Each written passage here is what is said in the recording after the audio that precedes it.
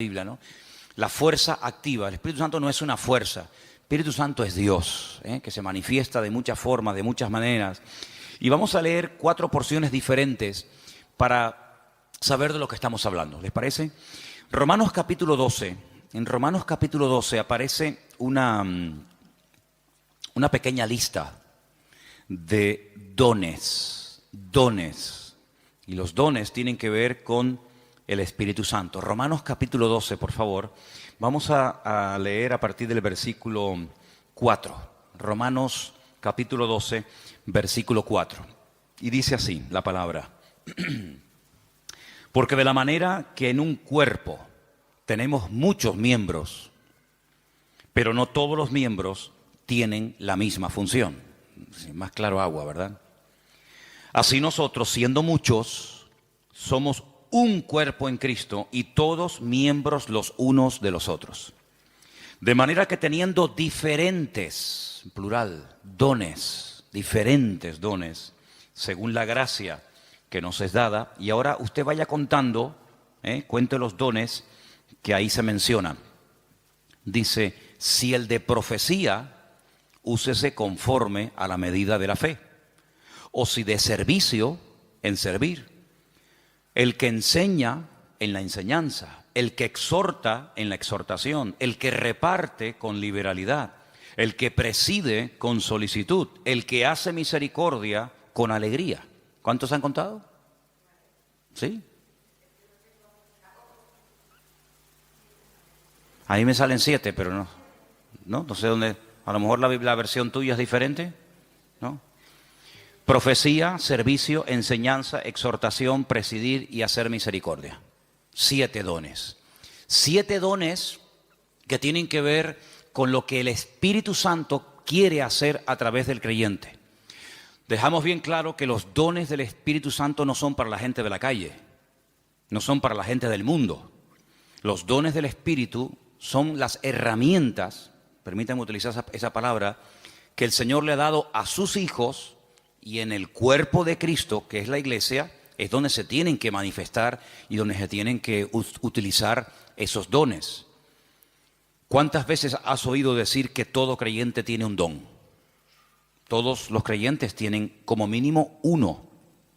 Hay creyentes que tienen lógicamente más, pero como mínimo todos los creyentes, todas las personas que han nacido de nuevo, tienen uno. ¿Sabes cuál es? ¿Sabes cuál es tu don? Algunos dirán, no, pues mal hecho. Porque si no, entonces, ¿a qué te dedicas? En el Señor, ¿a qué te dedicas?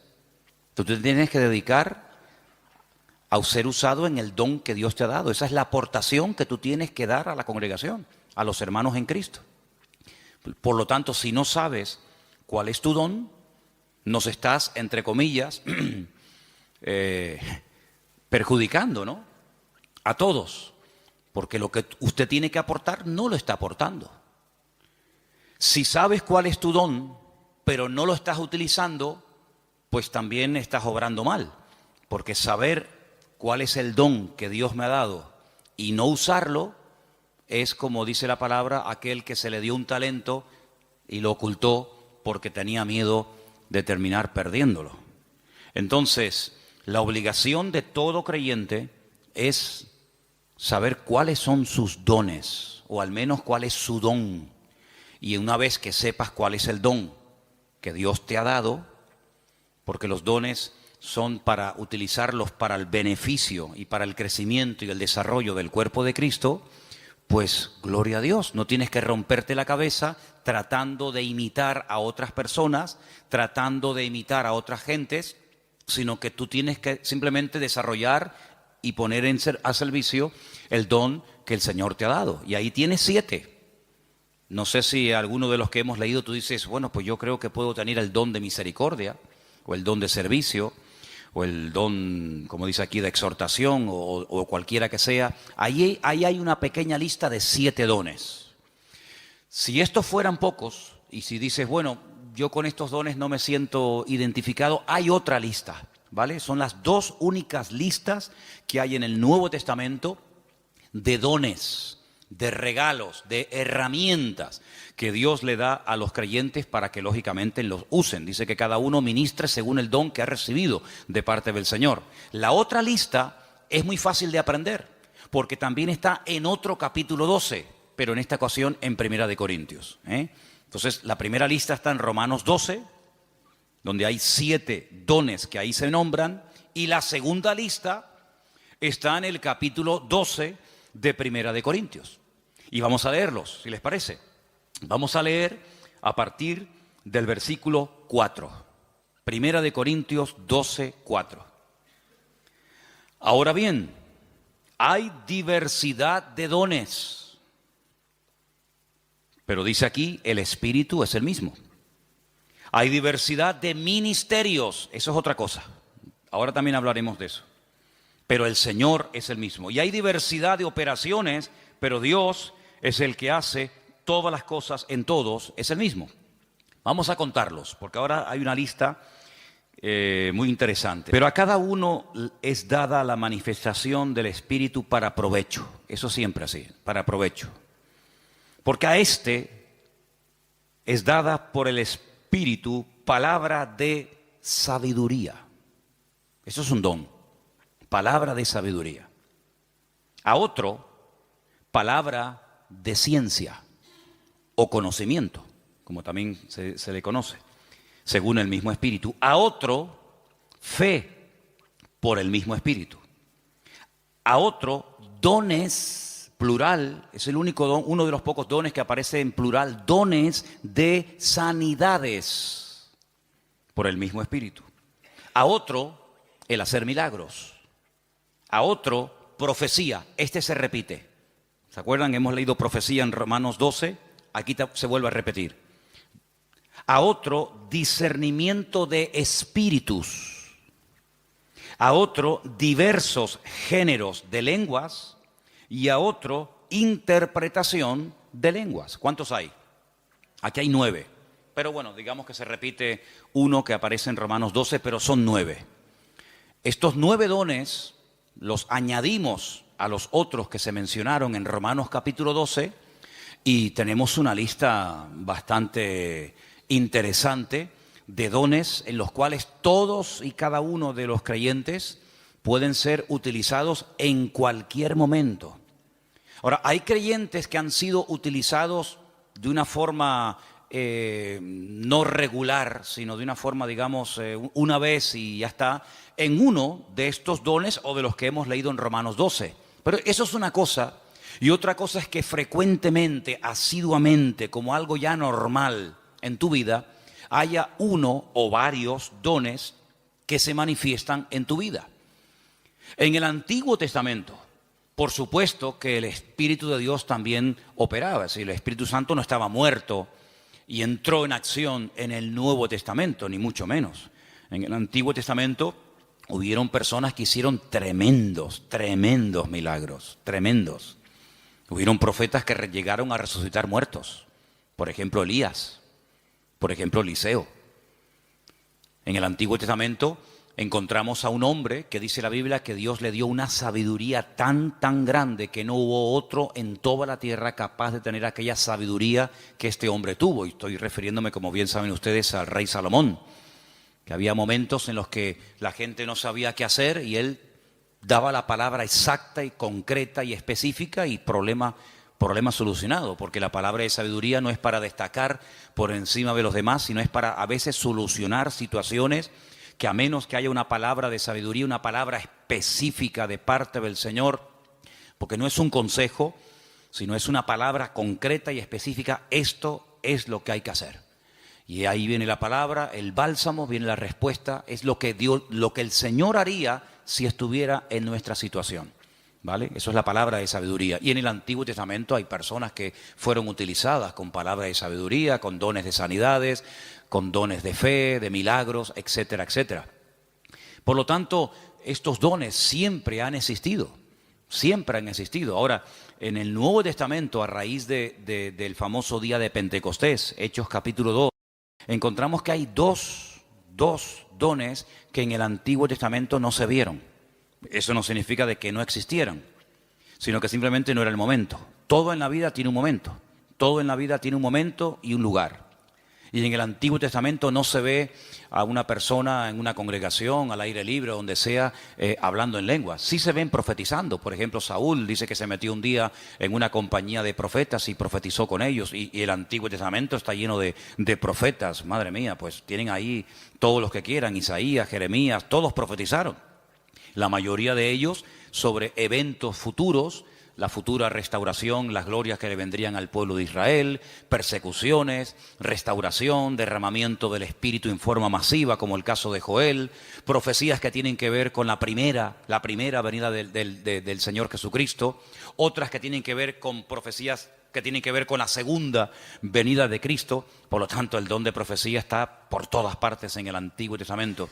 Pero repito, el don de hablar en otras lenguas y de interpretar dichas lenguas no aparece ningún ejemplo en el Antiguo Testamento.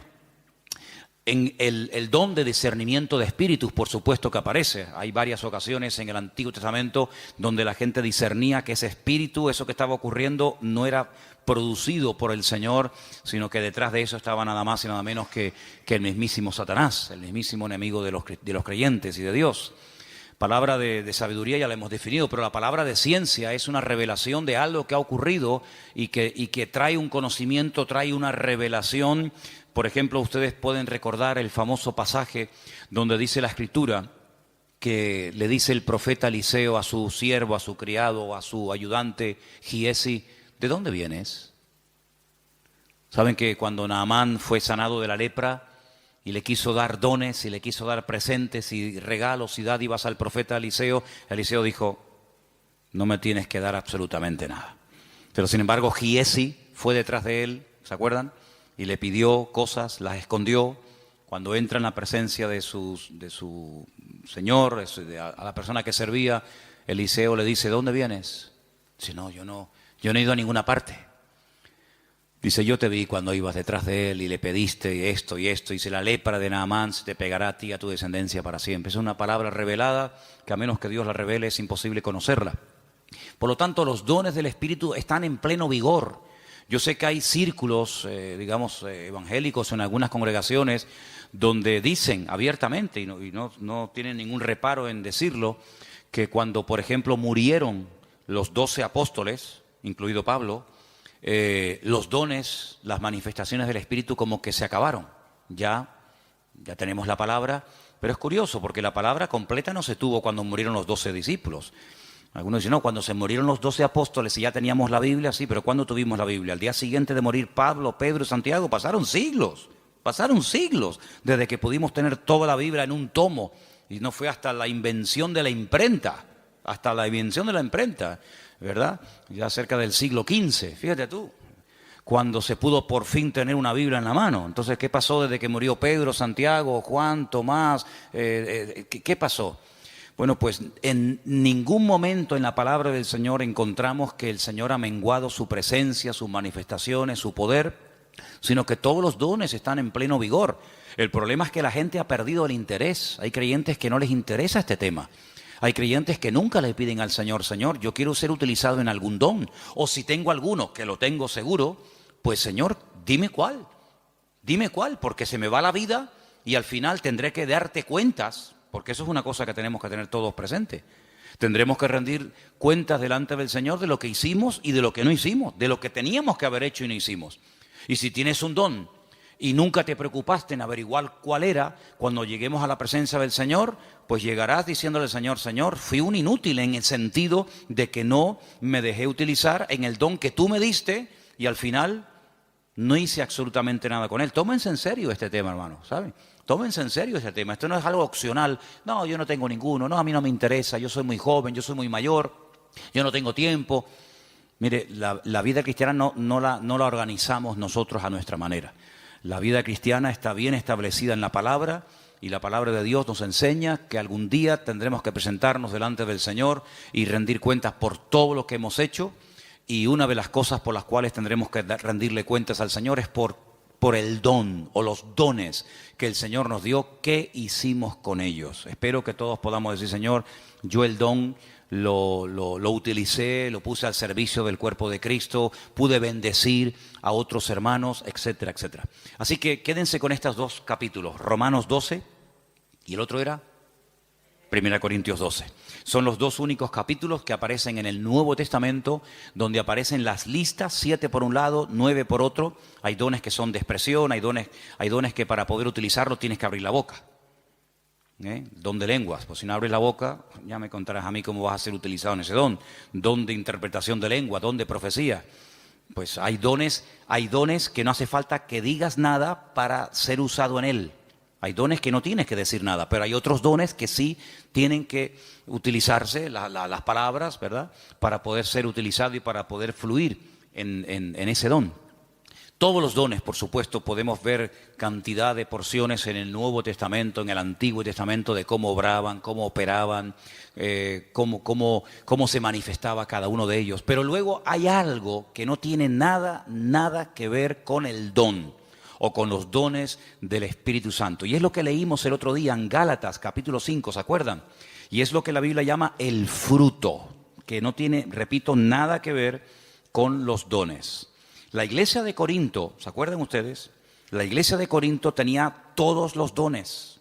Primera de Corintios, capítulo 1, dice, nada os falta en ningún don. Si pudiéramos entrar y ver esa iglesia, allí en esa iglesia se hablaban lenguas, se interpretaba, se profetizaba. En esa iglesia estaban todos los dones en plena operación. Pero también, por otra parte, tenemos que decir que así como Pablo los alaba en el capítulo 1, porque nada les faltaba, ningún don, en el capítulo 3, a los mismos hermanos, a la misma congregación, les llama carnales, niños en Cristo, gente inmadura, porque había problemas de celos, de envidias, de divisiones entre los hermanos. Y algunos se pueden preguntar, ¿y una persona con dones del Espíritu Santo, utilizado por el Señor, puede tener problemas de celos, de envidias, de falta de amor, falta de perdón? Bueno, no debería ser, ¿verdad? No debería ser.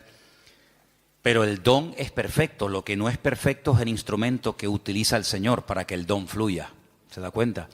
Entonces, el martillo es perfecto. El martillo está diseñado de tal manera que clava todo lo que... Ahora, si algún día te pegas un martillazo en la mano, no te enfades con el martillo. El problema fue que apuntaste mal. Entonces el problema no está en el martillo. El problema está en una mala utilización del martillo. Apuntaste en una dirección y te salió en otra. Entonces puede ser que una persona sea utilizada en un momento determinado por el Señor en un área y a continuación tener una manifestación nada correcta por parte de su carácter y echar a perder la bendición de Dios en su vida. Y voy a poner algunos ejemplos muy fáciles de entender. Ustedes se acuerdan cuando Moisés, ¿quién no conoce a Moisés? Moisés se va a lo alto del monte Sinaí en una primera ocasión y se pega 40 días en ayuno y en oración delante de la presencia del Señor. ¿Se acuerdan, sí o no? Allí recibe las tablas de los 10 mandamientos, la ley, y el hombre viene con la cara brillándole de haber estado 40 días en ayuno y en oración, en plena comunión con el Señor. El hombre viene empapado, el hombre viene lleno del Señor. Y cuando está llegando cerca del campamento se encuentra al pueblo desenfrenado, un desorden total, haciendo un culto terrible a un becerro de oro que habían levantado en el desierto porque decían, Moisés seguramente habrá muerto, ya lleva 40 días sin aparecer, sabe Dios dónde estará este hombre. Y cuando Moisés ve aquello, dice que coge las tablas de los 10 mandamientos y ¿qué pasó? Dice que las tiró al suelo, las rompió, se enfadó de una forma tremenda. Entonces vemos a un hombre en la presencia del Señor brillándole el rostro, pero al mismo tiempo en un ataque de ira que llegó a romper incluso la obra de Dios, porque lo que llevaba en su mano no se lo había inventado él, era la obra de Dios. Dios le dijo, toma, esto está escrito con el poder de mi palabra, y al final tiene otra vez que volver a subir a la misma montaña, otros 40 días de ayuno y de oración para que el Señor le vuelva a dar lo que ya un día le dio, pero tú lo rompiste. Yo te lo di, pero tú lo rompiste. Entonces hay personas que el Señor les da dones genuinos, el don es genuino, no dudamos del don. Pablo dice, nada falta en ningún don. Pero por otra parte también vemos que las personas en un momento determinado, por falta de madurez, y por falta de crecimiento y desarrollo espiritual pueden llegar a causar un mal testimonio, a pesar de que pueden ser en un momento determinado usados por el Señor. Salomón tenía una palabra de sabiduría tremenda en su vida, pero luego después resulta que hacía cosas en su vida que uno dice, pero ¿cómo un hombre tan sabio y tan utilizado por el Señor sea capaz de subvencionar todos estos cultos paganos y de idolatría, llenando todo el país de idolatría? Un hombre tan sabio, un hombre que ha recibido tanta bendición de Dios, ¿cómo es posible que después construya un templo al dios Moloc o al dios Baal? Bueno, son a veces esas contradicciones que no deberían de existir, pero seamos realistas, ocurren, lamentablemente, ¿no? Y lo que ocurre es que hay algo que vamos a leer ahora en Gálatas capítulo 5, que es el fruto, que es lo que le da equilibrio, lo que le da balance al don. Una persona con muchos dones, pero con falta de madurez, es un peligro, es una bomba. Una persona que puede ser utilizada por Dios en un momento determinado, como Pedro, pero al mismo tiempo puede ser utilizado por el mismo diablo. El Señor le dijo a Pedro, Pedro, bienaventurado eres, hijo de Simón, hijo de Jonás, porque esto que acabas de decir es una revelación que mi Padre te ha dado. Tú eres el Hijo del Dios viviente. Y al rato le dice, no vayas a la cruz. Y el Señor le dice, apártate de mí, Satanás. Por un lado, el Señor lo usa, por otro lado también el diablo, ¿no? Entonces en Gálatas capítulo 5, versículos del 16 en adelante leemos, versículos muy conocidos. Digo pues, andad en el Espíritu y no satisfagáis los deseos de la carne. Porque el deseo de la carne es contra el Espíritu y el del Espíritu es contra la carne. Y estos se oponen entre sí para que no hagáis lo que quisierais. Pero si sois guiados por el Espíritu, no estáis bajo la ley. Y ahora ahí tenemos una lista enorme de 17 manifestaciones diferentes de la carne, que las leímos el otro día, que son adulterio, fornicación, inmundicia, lascivia, idolatría, hechicerías, enemistades, pleitos, celos, iras, contiendas, disensiones, herejías, envidias, homicidios, borracheras, orgías y cosas semejantes a estas, acerca de las cuales os amonesto, como ya os lo he dicho antes, que los que practican tales cosas no heredarán el reino de Dios. Pero en contraposición con esto dice, más el fruto del Espíritu es, y ahora hay ahí características 9 en total, como el amor, el gozo, la paz, la paciencia, la benignidad, la bondad, la fe, la mansedumbre, la templanza. Contra tales cosas no hay ley. Son principios del mismo carácter de Cristo en la vida de un creyente, que es lo que en cierto sentido le da credibilidad y le da peso a una persona que lleva años en los caminos del Señor. El don es inmediato. Usted no tiene que ir a una escuela a aprender a profetizar. Por ahí ha habido algunas iglesias que le enseñan a la gente a profetizar y incluso algunos dicen, no, repita conmigo estas palabras y te enseñan a hablar en lenguas. Pero esos son cuentos chinos. ¿Sí? El don no se puede aprender en una academia, entonces ya no es un don, es algo aprendido. El don es algo que Dios te da, o lo tienes o no lo tienes. No es que estoy aprendiendo. ¿Aprendiendo a qué? Hay gente que confunde a veces dones con talentos. Hay gente que sabe tocar la guitarra. Pero usted no se levantó un día y se compró una guitarra en una tienda y dijo, ¡ay, qué bien toco! Nadie se levanta por la mañana tocando bien la guitarra. Lleva años. Mira, yo estuve un tiempo ahora sin tocar la guitarra y perdí los callos. Tienes que tener callo en estos 4 dedos. Empecé a tocar otra vez y me dolía tanto, ya no, pero me dolían tanto los dedos porque dejé de tocar. Que si Isma lleva la alabanza, que si Matías está aquí, yo digo, ya dejo de tocar. Y volví otra vez a cogerla y me dolía una barbaridad hasta que sale el callo. Y si quieres aprender notas, si quieres aprender a cambiar de una a otra, si quieres tener velocidad, etcétera, etcétera. Pero eso no es un don, eso hay que aprenderlo. Para eso tienes que estudiar y practicar y preguntar y ver y esto. Pero los dones no se aprenden, no se estudian. Quiero tener el don de sabiduría. Voy a ir a una escuela para que me den 8 horas intensivas de sabiduría. Entonces, cuando salga, graduado en palabra de sabiduría. No existe eso. Entonces, los dones son una cosa y los talentos son otra cosa. Hay gente que tiene talentos de cantar, de tocar la guitarra, no sé, de tocar el piano o cualquier otra habilidad, pero no tiene nada que ver con dones espirituales. Luego también hay gente que confunde lo que saben hacer o lo que hacen con un ministerio. Dice, yo tengo el ministerio de la danza. ¿Y eso dónde está en la Biblia? Yo tengo el ministerio de cantar. Entonces confunden dones, confunden talentos, confunden habilidades. Y vamos a ver la última lista que quería compartir con ustedes. Ahora vamos a hacer un repaso. En Efesios capítulo 4, ahí se mencionan los ministerios. Los dones es una cosa, los talentos es otra cosa, el fruto es otra cosa y los ministerios es otra cosa completamente diferente. Y aquí vamos a leer una porción un poquito más extensa para que ustedes sepan para qué son los ministerios. Estamos en Efesios capítulo 4. Efesios capítulo 4. Y voy a leer a partir del versículo 11. Efesios 4, versículo 11. ¿Lo tienen, hermanos? Y él mismo constituyó a unos apóstoles, a otros profetas, a otros evangelistas, a otros pastores y maestros. ¿Cuántos hay? ¿Cuántos ministerios? Cuéntelos. Los mismos dedos que tiene en su mano. 5. Apóstoles, dice aquí versículo 11. Segundo, profetas, evangelistas, pastores y maestros. ¿Lo podemos decir los 5 ya? A ver. Apóstoles, profetas, evangelistas, pastores y maestros. Esos son los 5 ministerios. Esos son los 5 ministerios. ¿Dónde está el ministerio de tocar la guitarra? ¿Dónde está el ministerio de danzar?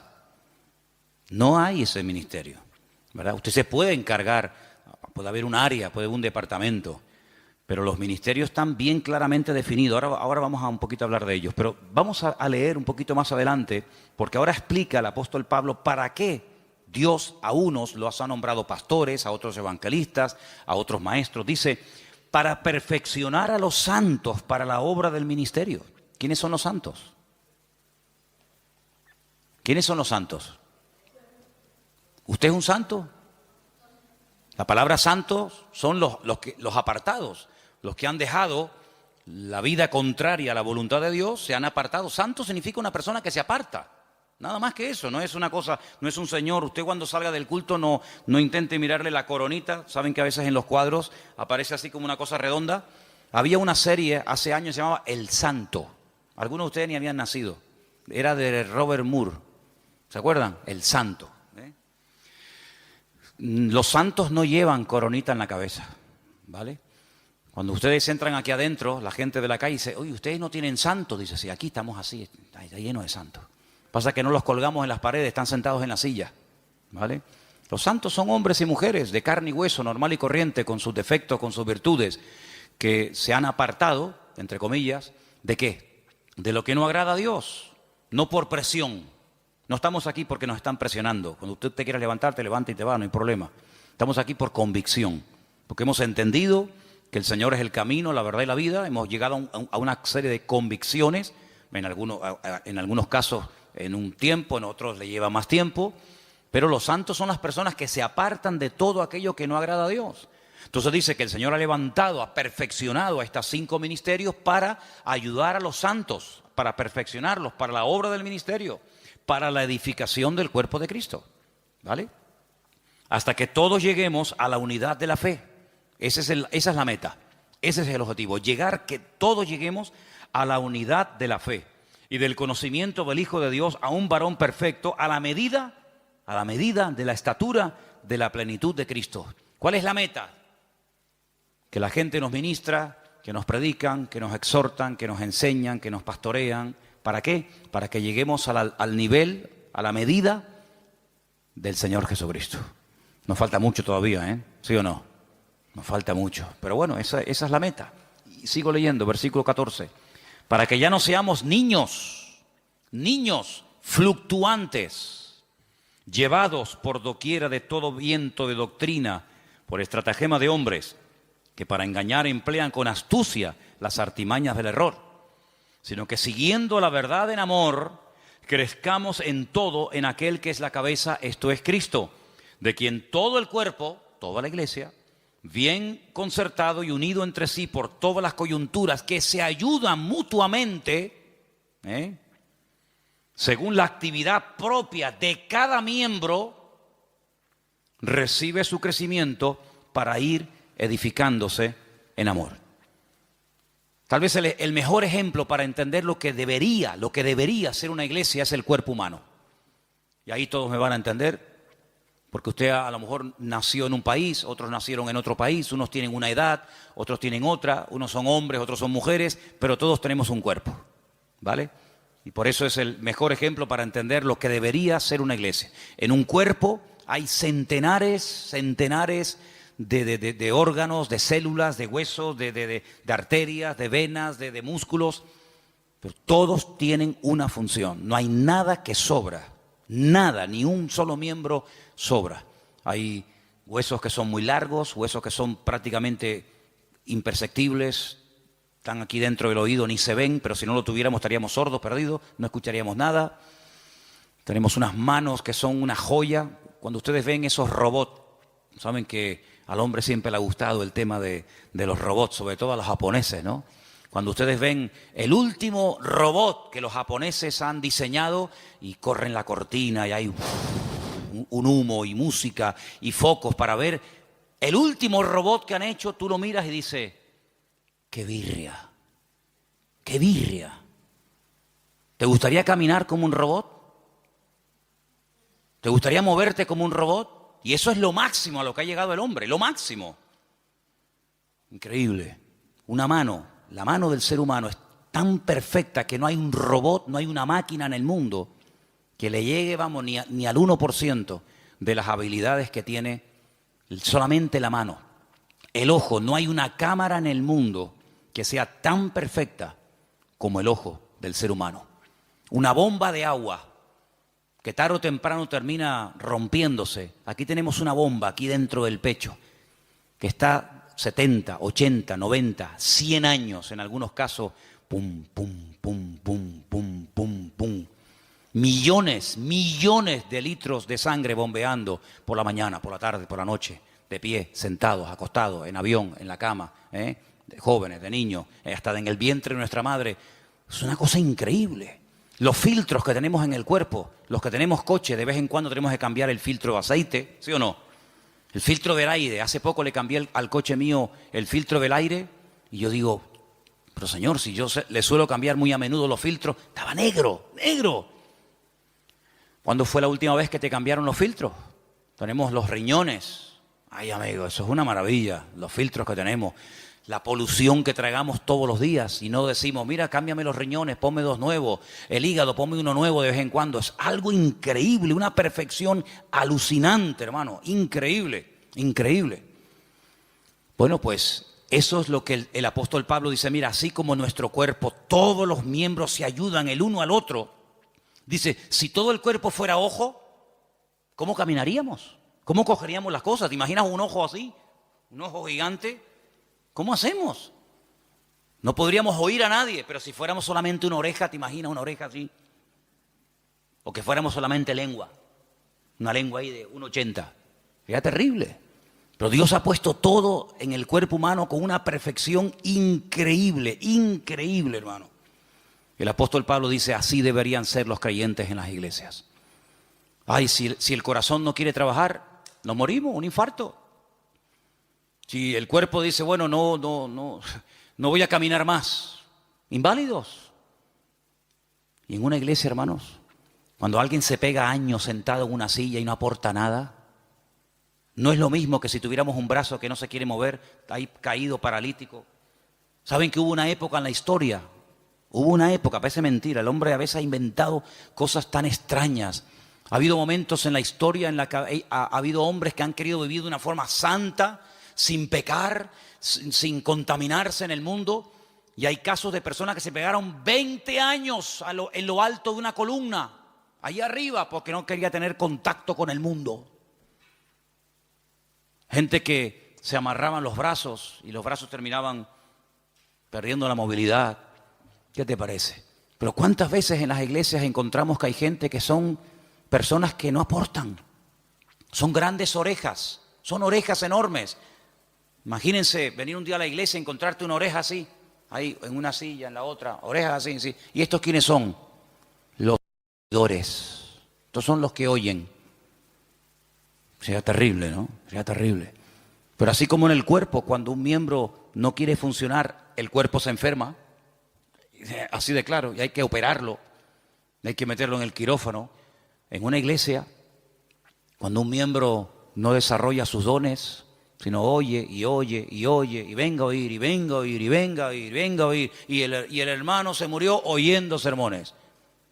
Ahí enterramos al hermano, a la hermana Doña Oreja, la Doña Oreja. Pues pasa exactamente igual. Entonces deberíamos tener esa mentalidad de decir, Señor, así como en el cuerpo los miembros tienen que funcionar, mis manos tienen que funcionar, mi mente, mis ojos, mis oídos, mis riñones, mis pulmones, mis pies, mi oreja, todo tiene que funcionar a la perfección cuando yo quiero hacer uso de ellos. Pues la Biblia dice que la iglesia es como un cuerpo, pero cuidado, hay un detalle muy importante. Dice que la iglesia es un cuerpo, pero la cabeza del cuerpo es Cristo. ¿Cuántos dicen amén? ¿Y por qué dice la cabeza?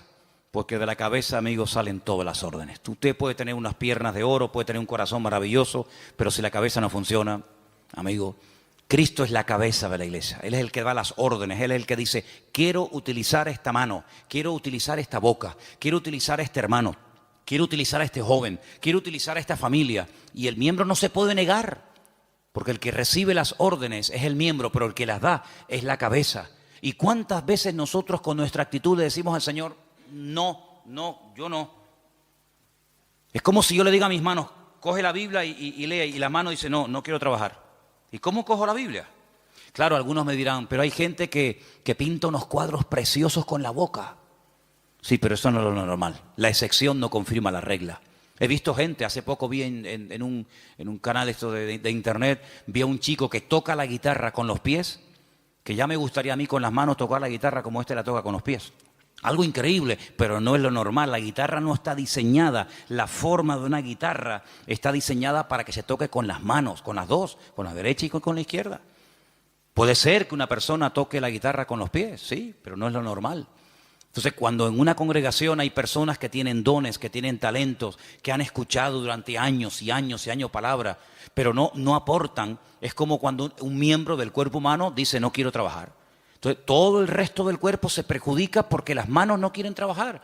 ¿Cuántas veces vemos a personas por la calle que van en silla de ruedas? ¿Por qué? Porque sus piernas no funcionan. Sí, todo lo demás le funciona, pero las piernas no caminan. Entonces, en una congregación nos tenemos que mentalizar que todos tenemos que aportar algo. Todos tenemos algo que aportar. Y cuando tú te niegas por tu carácter, por tu timidez, por tus complejos, por lo que sea, te niegas a aportar, te niegas a involucrarte, te niegas a colaborar, estás perjudicándonos a todos. Es como si yo esta tarde dijera, no voy a predicar. Y me subo aquí a la plataforma y ustedes dicen, ¿y qué le pasa hoy a Manolo? ¿No? Que dice que no va a predicar. ¿Y entonces? Armandito dice que no quiere tocar la guitarra. El padre que está allí en el ordenador dice que hoy no va a grabar. Perdón, la batería. Veo que de oídos estáis muy bien. ¿Qué te parece, amigo? Entonces, si hiciéramos un día un experimento y dijéramos, bueno, Armando, padre, lo vamos a poner en la batería. Y al hijo lo vamos a poner en la guitarra. Y a Ima la vamos a poner que toque el bajo. Y al otro lo vamos a poner que... No funciona. Porque tenemos que ser un equipo. Y para que todo funcione, cada uno tiene que estar en su sitio. ¿Quién es el que nos pone en el sitio? Bueno, por supuesto el Señor. Siempre las respuestas nuestras a veces son muy espirituales. El Señor es mi pastor, nada me faltará. Ya, pero tu pastor terrenal, ¿quién es? ¿Tu iglesia cuál es? No, yo pertenezco a la iglesia universal del Señor. Ya, me parece muy bien, hermana. Pero su iglesia en la tierra, ¿cuál es? ¿Verdad? ¿Quién le pone en el sitio? No, el Señor me pone. Ya, el Señor le pone, pero ¿a través de quién le pone? Cuando las ovejas se levantan por la mañana y tienen hambre, ¿cuál de todas las ovejas decide a dónde se tiene que ir el rebaño a buscar pasto? ¿Cuál? ¿La más vieja? ¿La más joven? ¿La más lista? ¿La más guapa? ¿La más gordita? Ninguna. Porque esa no es una responsabilidad del rebaño, esa es una responsabilidad del pastor. Y el pastor sabrá si tiene que ir al norte, al sur, abajo, arriba. Para eso están los pastores.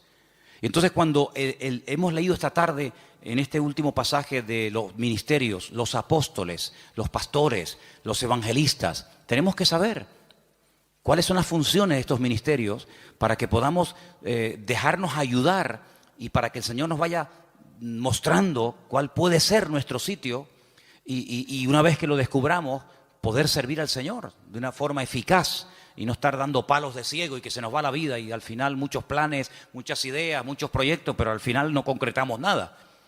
Y bueno, los apóstoles son las personas que tienen el ministerio más amplio. Algunos dicen, bueno, por hoy en día no hay apóstoles. Bueno, de acuerdo, aunque bueno, les digo una cosa, dicho sea de paso, aquí tal vez en Canarias, aunque hay alguno también, pero si usted sale por ahí un poco, hay más apóstoles hoy en día que en toda la época de los primeros cristianos. Hoy en día todo el mundo es apóstol. Uno va a la península hoy por hoy y ya te dan la tarjeta de apóstol tal, apóstol cual, apóstol no sé qué. Hoy en día apóstol hay por todos lados. Pero quitando el título, el apóstol es la persona que hace de todo un poco. El apóstol es un ministerio completo, es como el dedo pulgar, que es el único que es capaz de tocar los demás, ¿no? Es un poco pastor, es un poco evangelista, es un poco maestro, es un poco pionero, es un poco de todo, ¿verdad? Es el que abre, el que pastorea, el que funda la obra. El ministerio apostólico es el más amplio de todos. ¿Sé bueno qué es? ¿Pastor? No, pues también es evangelista. O es maestro. Sí, pero también es no sé qué. Es un ministerio muy amplio. Lógicamente el ministerio de pastor está más claro que el agua, es la persona que está en una congregación, la que atiende a la iglesia, la que no solamente atiende a la iglesia, sino que cuida a la iglesia de lobos, porque en los tiempos de la Biblia el pastor dedicaba más tiempo a cuidar el rebaño de que fuera atacado por lobos que realmente a atender en sí el rebaño, porque una vez que el rebaño lo llevas al pasto ya no tienes que hacer nada más. Pero el pastor sí tiene que hacer algo más. El pastor está vigilando por si le viene el lobo por la derecha, por la izquierda, por detrás o por delante. Ya llevó al rebaño a lugares de delicados pastos. Ya la oveja no tiene que pensar en nada más, pero el pastor tiene que estar oteando el horizonte por si acaso viene algún peligro. Esa es una de las funciones tal vez más importantes hoy en día. Y dice la palabra de Dios que en los últimos tiempos una de las cosas que van a escasear son buenos pastores. Parece mentira. Los evangelistas son las personas que tienen un ministerio que sale fuera de la congregación. Son personas que Dios los ha capacitado con una gracia para ganar almas, para llevar almas a los pies de Cristo, para integrarlas en el cuerpo de Cristo y que crezcan y maduren y el día de mañana pues sigan sirviendo al Señor. Los profetas, no es tanto el profeta del Antiguo Testamento que era el que hablaba en nombre del Señor, sino los profetas hoy en día son personas que exhortan, que amonestan, que sacuden, que motivan a la iglesia. Entonces, estos ministerios, dice la Biblia, que Dios los ha puesto en nuestro camino, en nuestra vida, ¿para qué? Para perfeccionarnos. Y hermano, cuando usted, por ejemplo, no se tiene un problema con el corazón, usted no va al dentista, usted va al cardiólogo. Hermana, cuando usted quiere revisarse, usted tiene que ir a un ginecólogo, usted no tiene que ir a un neurólogo o a cualquier otro. Sí, los especialistas en la medicina son los que se encargan específicamente de las distintas áreas de nuestro cuerpo, ¿verdad? Y a veces hay médicos que dicen, mire, perdone, esto se escapa de mis manos, usted tiene que ir a fulanito de tal, y ellos mismos te remiten al especialista. En la iglesia, en el cuerpo de Cristo pasa exactamente lo mismo. El Señor va a poner en tu camino, espero que los reconozcas y que los valores, el Señor va a poner en tu camino a personas que en un momento determinado te van a sacudir. Pero claro, tú no vas a estar toda la vida que te estén sacudiendo, pero habrá otros momentos en tu vida en los que el Señor te va a guiar por un camino o te va a guiar por otro. Lo importante es que las ovejas se dejen pastorear. Lo importante es que la gente quiera aprender. Cada vez que hemos tenido la oportunidad de trabajar con algún grupo, nos pasó con los hermanos del Puerto de la Cruz, cuando estábamos comenzando a trabajar con los hermanos que en su día vinieron aquí a pedir ayuda, yo lo primero que les pregunté fue, ¿ustedes van en serio? Porque yo no quiero perder el tiempo. Si ustedes van en serio y quieren aprender y queremos trabajar juntos, aquí nos tienen. Si no, búsquense a otro porque para perder el tiempo, no. Con los hermanos de Israel, exactamente igual. Hermanos, ¿ustedes quieren ir en serio? ¿Ustedes quieren ser atendidos? ¿Quieren ser enseñados? ¿Quieren ser pastoreados? Entonces, lo importante es que siempre tengamos la actitud de querer aprender. Y hermano, en la vida no hay un momento en el que se llega y se dice, ya lo sé todo, ya lo he recibido todo, sino que siempre hay algo